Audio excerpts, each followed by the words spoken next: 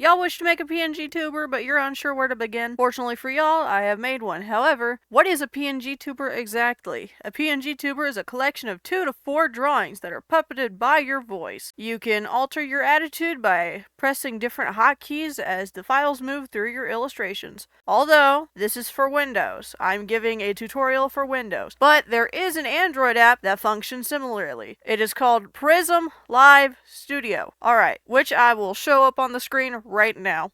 But your first step is coming up with a character design. If you previously made a character design, skip to the next part, you'll be good. So when I was designing my character, I wanted something that looked similar to my profile photo.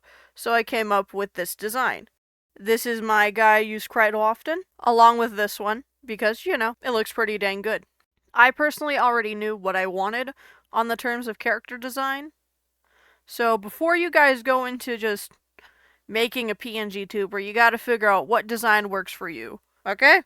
Okay, just getting that across. So originally, I was planning on using an entirely different design. My little guy, they looked completely different. I was originally going to use a little raccoon dude, which I will show up on the screen right here. Why I was going to use a raccoon in the first place? Trash pandas are cool. Who doesn't like trash pandas? We love those little garbage monsters. But anyway, basically, all you really need to do is just have 2 to 4 PNGs that the software will switch through. For my little guy I'm using right now, only uses 4 because it needs the eye blinking and it changes whether or not the mouth is open or closed. So this one I am using currently at the moment uses only 2 frames, and that switches through open mouth and closed mouth.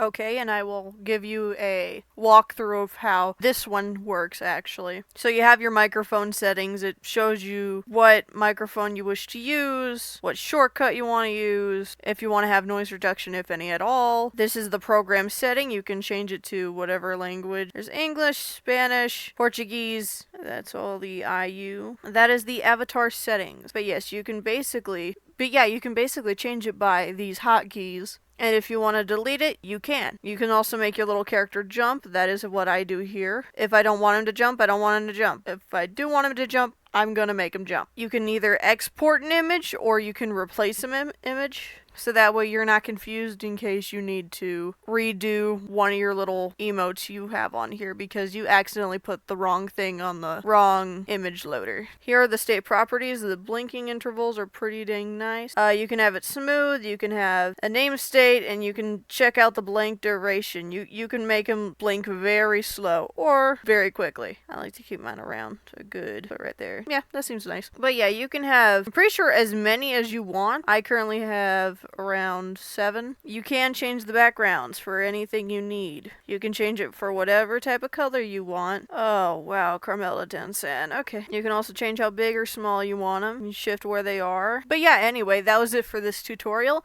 Thank you guys for watching through, and I hope y'all have fun making your PNGtuber. See you around. Bye-bye.